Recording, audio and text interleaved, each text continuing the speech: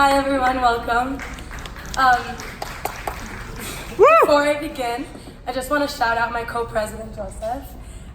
He is hands down one of the most amazing, hardworking, dedicated people I know. Joe, without you, there's literally no chance we would have been able to accomplish half of what we did. You've been a pleasure to work with. I love you.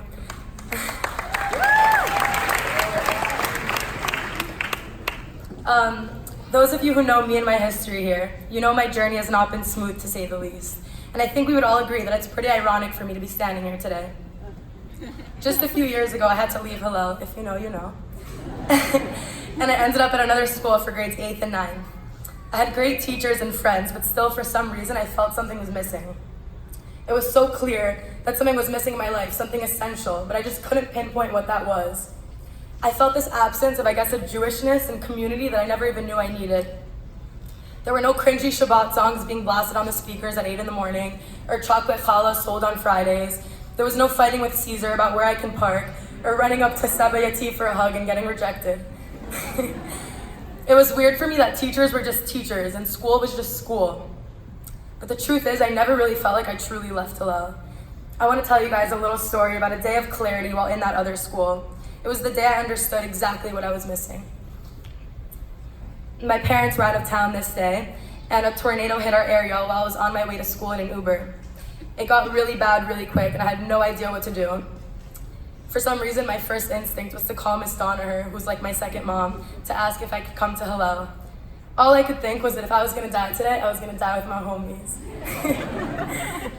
She could hear the fear and panic through my voice, and even with the stress of everything going on, she was like, of course, get here as soon as you can. So I turned to my Uber driver and I was like, yo, Dante, change of plans. We're going to Shek Hillel. True story.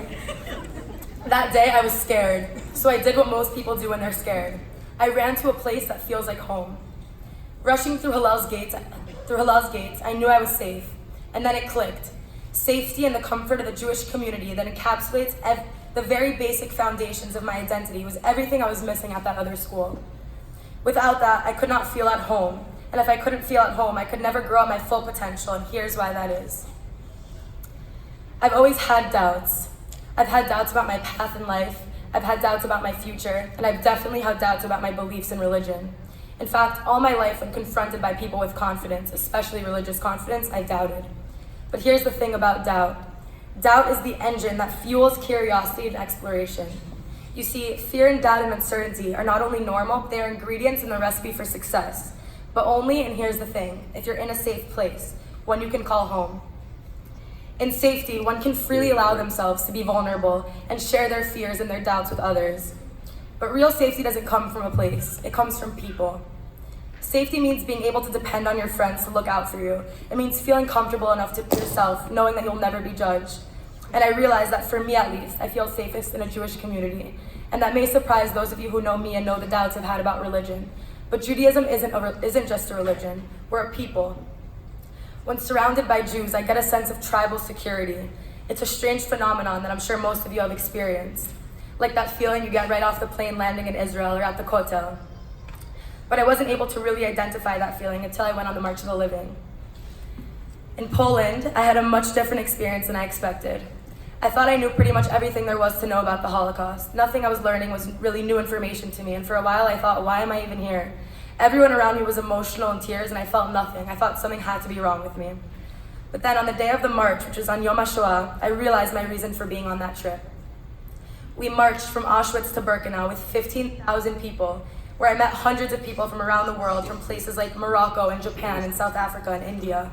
It was the ultimate bittersweet experience, seeing the juxtaposition of the two realities, being the disgust of the events of the Holocaust and the magic of being part of thousands marching alive and proud.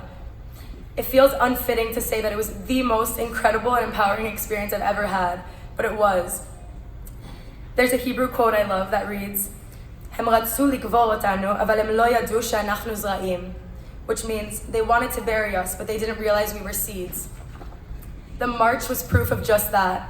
To watch the next generation of Jews arm in arm linked, standing tall, surrounded by Holocaust survivors, and strangers hugging and comforting one another. It was all so surreal. I felt so proud to be a part of this incredibly resilient and ancient people. I realized that a Jewish community is where I need to be, and I know I need to be a part of it for the rest of my life. Now, this wouldn't be a Hallel speech if there were no Dvar Torah to end things off, so I wanted to share a short story my sister Leah told me from the Rambam. So a man is walking through a forest in search of a house in the pitch black and pouring rain, completely unable to see where he's going. Suddenly, there's a strike of lightning, which allows him to see his surroundings for a brief instant and see the house in the distance.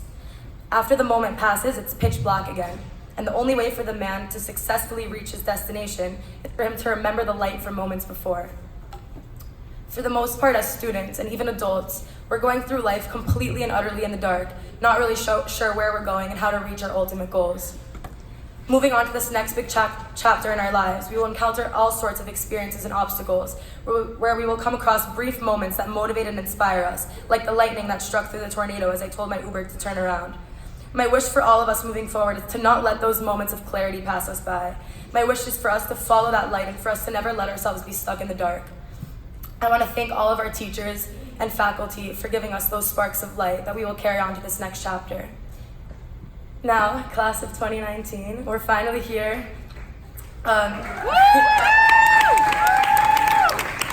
We've been through the best times and the worst times, but we've been through it all together as close friends and now as a family. Though we're going separate ways, I know we have an unbreakable bond that might just bring us and our future children right back to this auditorium. I love you guys so much.